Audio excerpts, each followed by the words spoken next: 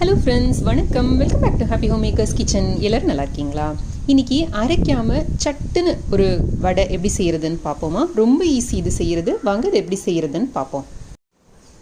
இதுக்கு தேவையான பொருட்கள்: அவல் 1.25 கப் அவல் எடுத்து நல்லா களைஞ்சி ஒரு 10 நிமிஷம் ஊற வச்சு நல்லா தண்ணியை வடிச்சிட்டு எடுத்து வச்சுருக்கேன். ஒரே ஒரு பெரிய வெங்காயம் பொடியாக கட் பண்ணி வச்சுருக்கேன்.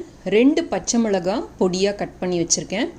ஒரு ஆர்க்கு கருவேப்பிலை, அதையும் பொடியாக கட் பண்ணி வச்சுருக்கேன். ஒரு சின்ன துண்டு இஞ்சி, அதை பொடியாக கட் பண்ணி வச்சுருக்கேன். ஒரு 1/2 டீஸ்பூன் அளவுக்கு வரும். நல்ல மல்லி தழை நல்ல ஒரு சின்ன கைப்பிடி அளவுக்கு எடுத்து நல்லா அதையும் பொடியாக கட் பண்ணி வச்சுருக்கேன். 2 மீடியம் சைஸ் உருளைக்கிழங்கு, அதை நல்லா வேக வச்சு தோல் உரித்து எடுத்து வச்சுருக்கேன்.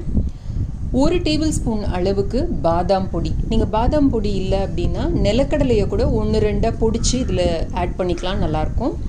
நான் ப்ரோட்டீன் கொஞ்சம் கிடைக்கட்டுமேங்கிறதுனால இன்றைக்கி பாதாம் பொடி ஆட் பண்ணியிருக்கேன். இது டேஸ்ட்டும் ரொம்ப நல்லாயிருக்கும். பாதாம் நல்லா ஊற வச்சு தோலை உரிச்சிட்டு நல்லா அந்த ஈரம் போக தொடச்சிட்டு மிக்சியில் ஒரு ரவுண்ட் போட்டு பல்ஸ் பண்ணி எடுத்தீங்க அப்படின்னா உங்களுக்கு இந்த மாதிரி பொடியாக கிடைக்கும். இந்த பொடியும் இப்போ உங்களுக்கு ரெடிமேடாக கிடைக்குது. ஸோ நீங்கள் எதை வேணாலும் எடுத்துக்கலாம். 1 டேபிள் ஸ்பூன் அளவுக்கு கடலை மாவு, 1 டேபிள் ஸ்பூன் அளவுக்கு அரிசி மாவு, தேவையான அளவு உப்பு, ஒரு சிட்டிகை மஞ்சள் தூள். இந்த உருளைக்கிழங்கை நல்லா மசிச்சுட்டு எல்லாத்தையும் சேர்த்து ஆட் பண்ணி பிசைஞ்சோம் அப்படின்னா நம்மளோட மாவு ரெடி ஆகிடும். இதில் தண்ணி ஆட் பண்ண வேண்டிய அவசியமே இல்லை.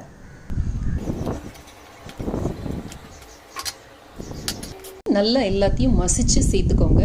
நான் கெட்டி அவல் எடுத்ததுனால 10 நிமிஷம் வரைக்கும் ஊற வைக்க சொல்லியிருக்கேன். நீங்கள் அந்த நைஸ் அவல் எடுத்தீங்க அப்படின்னா 3 நிமிஷத்தில் இது ரெடி ஆகிடும்.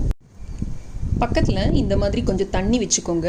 இதில் நல்லா அப்படி கையை நனைச்சிக்கிட்டு நமக்கு எவ்வளவு தேவையோ அந்த அளவுக்கு இந்த கலவையை எடுத்து நல்லா இந்த மாதிரி உருட்டி வச்சுக்கோங்க. அதுக்கப்புறம் நம்ம வடைகளாக எந்த ஷேப்பில் வேணாலும் இதை நம்ம தட்டி எடுத்துக்கலாம்.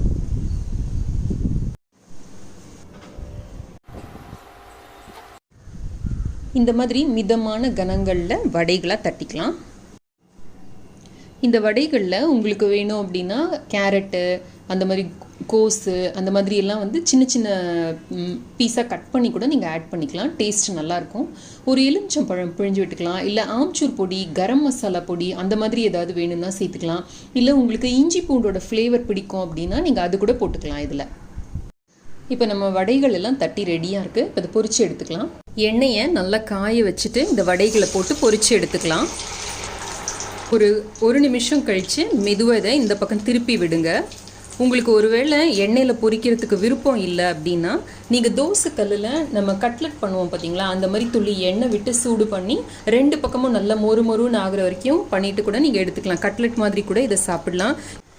வீட்டில் வயசானவங்க, டயட் பண்ணுறவங்கலாம் இருந்தாங்க அப்படின்னா, சுத்தமாக எண்ணெயே வேணாம் அப்படின்னு விருப்பப்பட்டாங்க அப்படின்னா இதை அப்படியே ஆவியில் வச்சு வேக வச்சு கொழுக்கட்டைகள் மாதிரி நீங்கள் அவங்களுக்கு கொடுக்கலாம். ஸோ இந்த ஒரு மாவு நீங்கள் தயார் பண்ணிட்டீங்க அப்படின்னா எந்த வயசில் வீட்டில் ஆளுங்க இருந்தாலும் நம்ம அவங்களுக்கு ஏற்றபடி நம்ம செய்து கொடுத்துடலாம்.